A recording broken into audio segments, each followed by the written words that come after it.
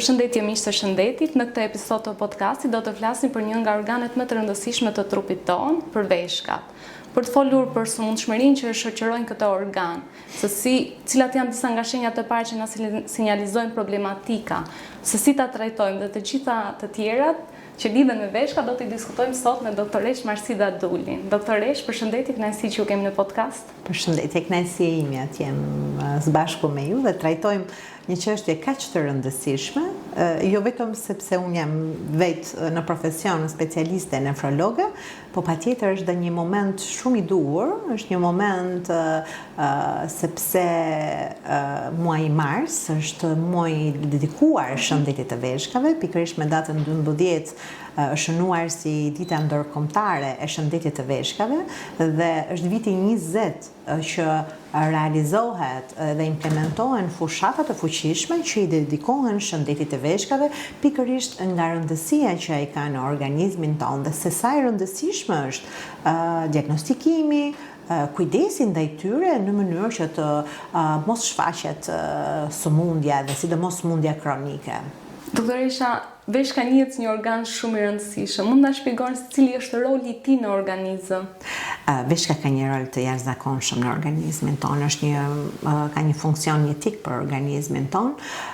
Veshka që në kuptimin e saj mistik ka rolin e ekuilibrit dhe qëndrueshmërisë dhe realisht dhe praktikisht të tillë dhe ka edhe në organizmin tonë. Ajo është një organ çift që në zhvillimin e njerëzimit është realizuar për të siguruar mbijetesën dhe si e tillë ajo me vërtet siguron mbijetesën. Ajo ka një rol dhe funksion të jashtëzakonshëm në ruajtjen e presionit të qakut në trupin tonë, në sasinë e lëngjeve që qarkullojnë në trupin tonë, në ruajtjen e ekuilibrave të elektrolitëve, të mineraleve. Ajo ka një funksion kryesor në transformimin e vitaminës D, që është roli kryesor i saj në imunitet, në sistemin osteoartikular. Ajo luan një rol të rëndësishëm në prodhimin e eritropoetinës, që është hormoni kryesor që nxit prodhimin e rruazave të gjakut të kuqe. Roli i saj është i jashtëzakonshëm, ajo përmirëson dhe ndikon në mirë funksionimin e gjithë organeve të tjera të organizmit tonë. Doktoresha, në Shqipëri si paraqitet situata? Si në Shqipëri ashtu dhe në mbar botën situata dhe problematika që lidhen me shëndetin e veshkave janë në rritje. Kjo i dedikohet shumë faktorëve. Më lejoni t'ju përmend një sër faktorësh që ndikojnë duke filluar nga ndotja ambientale, që është edhe targeti dhe motoja e fushatës së shëndetit të veshkave e iniciuar për vitin 2026, pra mbrojtja e shëndetit të veshkave mbron njëkohësisht dhe planetin, na mbron të gjithëve, por nga ana tjetër lidhja ndërsjellë që ka shëndeti i veshkave me ndotjen globale. Nga ana tjetër, stili i jetesës, trashëgueshmëria luan një rol shumë të rëndësishëm dhe sëmundjet bashkëshoqëruese, përfshi diabeti, hipertensioni. Shifrat janë shifra të larta. Shifra të larta të cilët po rriten dita ditës, 1 ndër 10 pacient dhe qytetar vuajnë nga sëmundja renale kronike. Në Shqipëri.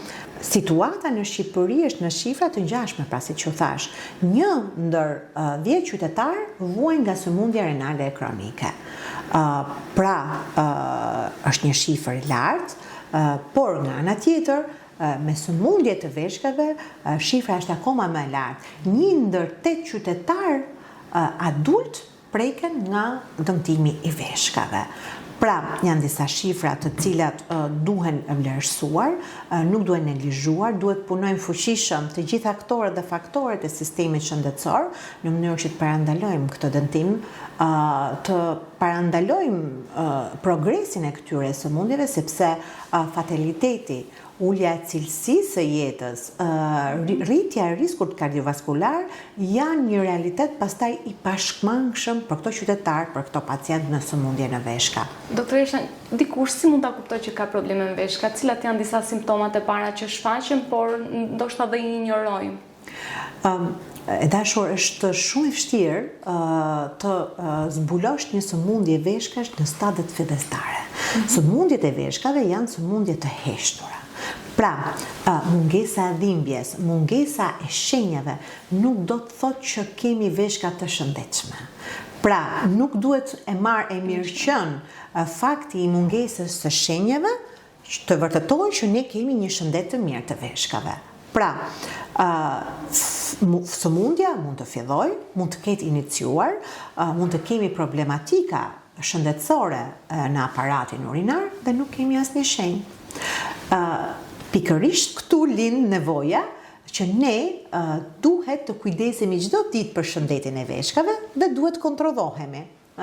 Pra, në mënyrë që ta zbulojmë sa më herët, nëse është, dhe ta trajtojmë siç duhet kur është shfaqur sëmundja e veshkave, në mënyrë që të mos përparojmë.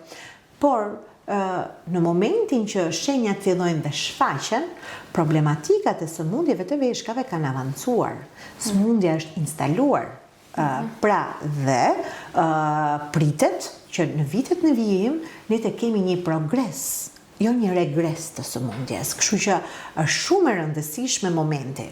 Momenti i zbulimit është çelësi i suksesit dhe i parandalimit të instalimit dhe të progresit të sëmundjes. Pra është shumë e rëndësishme që ne të kujdesemi, por edhe të bëjmë kontrolle periodike, sepse shenjat patjetër, kemi shumë shenja. Shenjat në sëmundjet më të thjeshta, le të themi, dhe më të lehtësisht të zgjidhshme të veshkave, përfshin ato shenjat klasike të një infeksioni urinar, shenjat e gurëve në veshka, që janë sëmundje të cilat shfaqen me një herë, trajtohen, dhe nëse trajtohen në mënyrën siç duhet nuk rikthehen.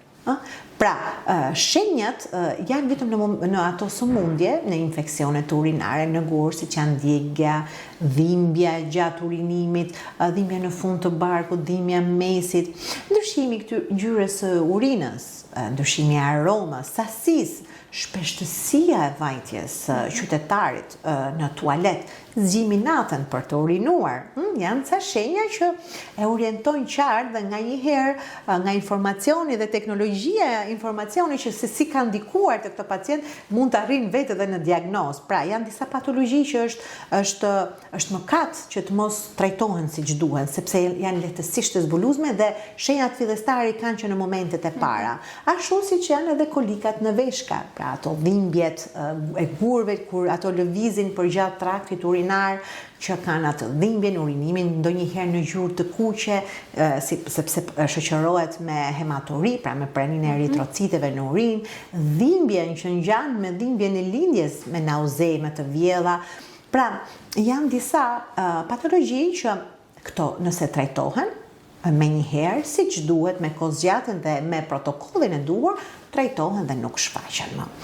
Por problematika lind te ato pjesa tjetër e medaljes, ku janë sëmundjet kronike, në një pjesë të madhe të pacientëve që janë në sëmundje bashkëshoqëruese, të cilat nuk kanë shenja. Nuk kanë shenja dhe vetëm përparojnë dhe zbulohen me shenja vetëm në momentin kur ato janë instaluar dhe kanë bërë progres. Doktoresha, për të ndalur pak tek kujdesin ndaj veshkave, ju në praktikën tuaj të përditshme, keni parë se cilat janë zakonet më të dëmshme, të cilat shkaktojnë probleme me veshkat? Jo të gjithë gocat, çunat, zotërinjt, zonjat konsumojnë sasinë e duhur të lëngjeve gjatë ditës. Shpesh herë thonë nuk pi ujë sepse nuk më pihet. Pse duhet pi ujë kur nuk kam etje? Sasia e rekomanduar e lëngjeve, pra jo vetëm ujit ditore, është e nevojshme të konsumohet rreth 8 gota ujë në ditë ose 2 litra për afërsisht lëngje. Pra dhe në trajten e çajrave, lëngjeve të ndryshës, por mangësitë dhe mungesa e këtij hidrimi sasie të lëngjeve ne konsumojmë bëhet shkak për dëmtimin e veshka. Nga ana tjetër, stili mesdhetar dhe tavulina jon tradicionale e familjeve tona përmban shumë krip, përmban shumë yndyrë, përmban shumë produkte shtazore, të cilat në fund kanë të metabolizmit të tyre kanë prodhimin e shtuar të acidit urik, të cilët janë disa metabolit të cilët largohen përmes veshkave dhe mbi ngarkojnë punën e veshkave. Të tilla raste dieta ushqimore, pra është një shumë e rëndësishme, sepse përveç sasisë dhe llojit që përdorim, mund bëhet shpeshherë edhe shkaktare e obezitetit, e mbipeshjes, që është armik tjetër shumë i rëndësishëm i veshkës. Konsumi i sasive të shtuara të sheqerit, të lëngjeve me sheqer, patjetër që ndikon në shëndetin e veshkës. Nuk duhet konsumojmë pije të gazuara, pra me ëmbëlsues, me ngjyrues. Duhet të jemi të kujdesshëm sepse ato gjitha eliminohen përmes aparatit urinar. Nga ana tjetër, rrisin dhe predispozicionin për të rritur nivelin e sheqerit në gjak, që diabeti, qoftë ai i trashëguar, qoftë ai i fituar gjatë jetës, është armiku kryesor. Po t'i rëndis unë shkaktarët kryesor lidhur me sëmundshmëritë, me sëmundje të tjera bashkëshoqëruese të veshkës, vendin e parë do ta zinte diabeti. Diabeti ndikon në shfaqjen e dëmtimeve në endotelin e enëve të gjakut të veshkës, dhe patjetër fillon gradualisht pas disa viteve, dhe nëse ekuilibri i sheqerit nuk mbahet ashtu siç duhet për një periudhë kohe të caktuar, fillon shfaqet nefropatia diabetike. Dhe është fillimi i një kronicizimi dhe një sëmundje kronike e cila përparon në vitet e ardhshme të jetës së qytetarit. Vendin e dytë e zë hipertensioni dhe sëmundjet kardiovaskulare. Vitet kalojnë, individët shfaqen shifra të larta presioni arterial, i cili trajtohet me medikamente, dhe shpeshherë shfaqen edhe kriza, edhe pas një periudhe të kohe të caktuar fillon dhe shfaqet dhe dëmi pikërisht nga hipertensioni. Në këto raste dhe në disa raste veshka është edhe shkaktare e hipertensionit, por nga ana tjetër dhe dëmtohet nga hipertensioni. Pra është lidhje e ndërsjellët. Në këto kushte, pra veshka, mos t'ju përmend edhe 1001 sëmundje të tjera të organizmit, të cilat e impaktojnë gjitha veshkën. Veshka është organi i cila suporton gjithë organet e tjera, por nga ana tjetër është lehtësisht e dëmtueshme edhe nga sëmundet e tjera bashkëshoqëruese të organizmit. Do të pyesja nëse ka dhe ndonjë lidhje me artritin me veshkat? Po, sëmundjet autoimune në periudha të ndryshme shfaqin dëmtime në veshka. Këtu përfshihet artriti reumatoid, përfshihet lupusi, që është një ndër problematikat kryesore të shfaqjes së glomerulonefriteve në nefrologji, e një sër sëmundjesh të tjera imunologjike dhe reumatologjike. Doktoresha, nëse mund të flasim pak edhe për gurët në veshka, e cila është një problematikë shumë e përhapur tek popullata jonë. Nga se shkaktohen këta gurët në veshka dhe si mund të trajtohen? Gurët në veshka kanë një sër faktorësh, duke filluar nga faktorët nutricional, pra të stilit të ushqimit dhe çfarë ne konsumojmë, pra sasia e shtuar e kripës në dietën ushqimore, sasia e shtuar e proteinave shtazore, mos përdorimi dhe konsumi i sasisë së lëngjeve i duhur, por nga ana tjetër patjetër që ka dhe komponentin gjenetik, ka dhe komponentin metabolik të organizmit. Në këtë mënyrë, disa individ kanë predispozicion më të lartë për të zhvilluar gur, disa më pak. Në momentin që diagnostikohet, në momentin që zbulohet ky predispozicion, që lehtësisht është i evidentueshëm përmes analizave të gjakut, të urinës dhe ekografisë, pra një ekoje abdominale që identifikon dhe zbulon praninë e kristaleve apo të gurëve në veshka, pastaj situata është lehtësisht e menaxhueshme. Çfarë do të thotë? Nëse ne bëjmë një studim metabolik të gurëve tanë, ne identifikojmë riskun, faktorët e riskut dhe ndërhyjmë në trajtim përmes skemave të personalizuara të personit për të mos zhvilluar më gur. Kjo është forma më e mirë për të parandaluar një kalvar situatar, duke filluar nga ajo dhimbja e tmerrshme e lëvizjes së gurëve në traktin urinar e deri në ndërhyrje kirurgjikale. A ka simptoma që sinjalizojnë gurët në veshka, të cilat shfaqen herët apo njësoj si për problemin e përgjithshëm të veshkave, shfaqen me vonesë? kur kemi një predispozicion të shtuar dhe kemi formuar kristale apo gur me përmasa shumë të vogla, ngacmueshmëria lidhet me disa shenja, siç është për shembull një dhimbje mesi, një dhimbje barku, një urinim pak i sforcuar, apo ndonjëherë më i shpesht, pak me djegje, një rritje e infeksioneve, sepse gurët apo kristale duke lëvizur në traktin urinar shfaqin edhe infeksionet urinare. Disa infeksione urinare her pas here të përsëritura, të cilat shfaqen her pas here, duhet na indikojnë për dhe probabilitetin e mundshëm të pasurit kristale dhe gur. Nga ana tjetër, edhe një individ i cili që në moshën feminore zhvillon dhe nuk trajton siç duhen infeksionet urinare, i rritet predispozicioni për të formuar gur. Okej.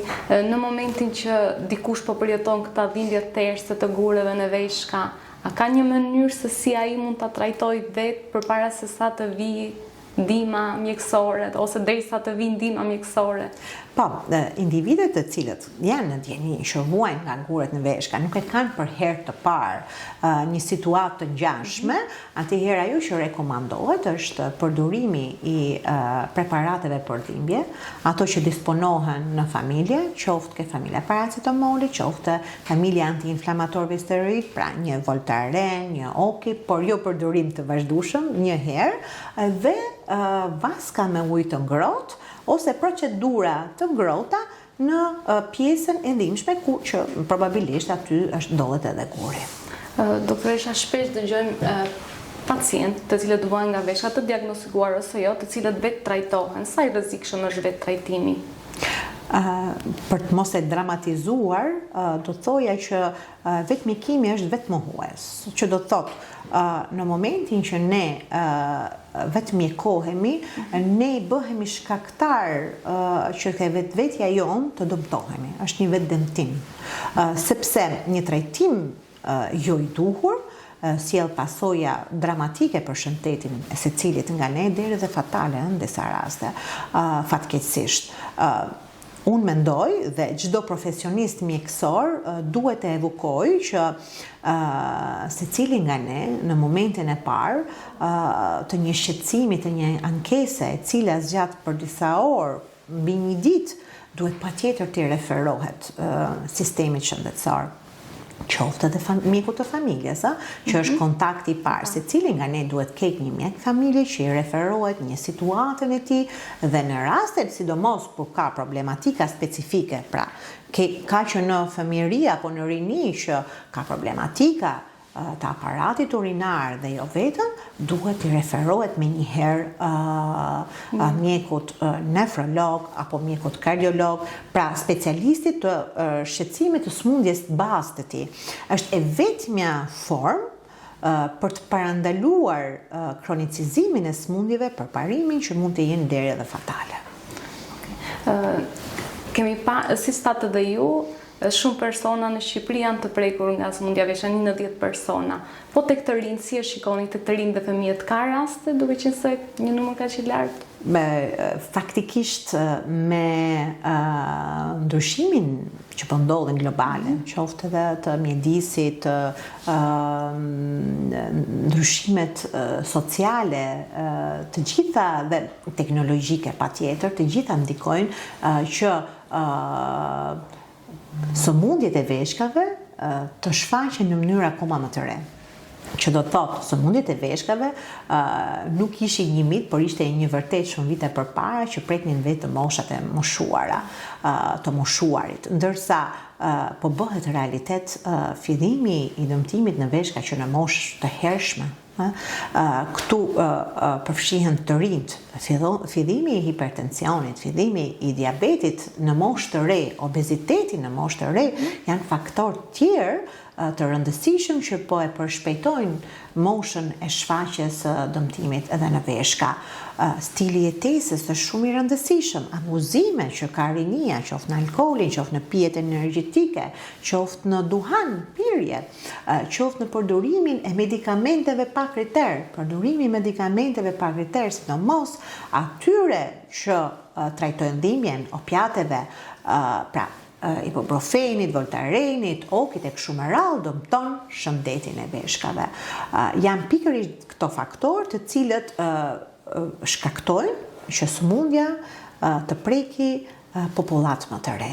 Ndërsa për sa i përket fëmijëve, patjetër që veshka nuk i kërcen fëmijët, por në masa pak më të vogël se sa të rinjt dhe adultët, në fillimet e tyre, përjashtuar rastet por kanë probleme anatomike, morfologjike të lindura strukturale, ato trajtohen siç duhet dhe realisht vëmendja tek fëmijët është më e shtuar, janë më të përqendruar ke shëndeti i fëmijëve dhe zgjidhet në mënyrë më të mirë të mundshme. Por kjo nuk do të thotë që s'duhet kujdesen edhe fëmijët, dhe të kujdesim edhe ne për fëmijët tanë për shëndetin e përditshëm të veshkave të tyre, që në çerë dhe kopshte dhe në shkolla, dhe ne si pedagog, gjithashtu edhe gjithë stafet edukative duhet ndikojnë pozitivisht të njohin dhe të kujdesen për studentët, për nxënësit, për shëndetin e tyre,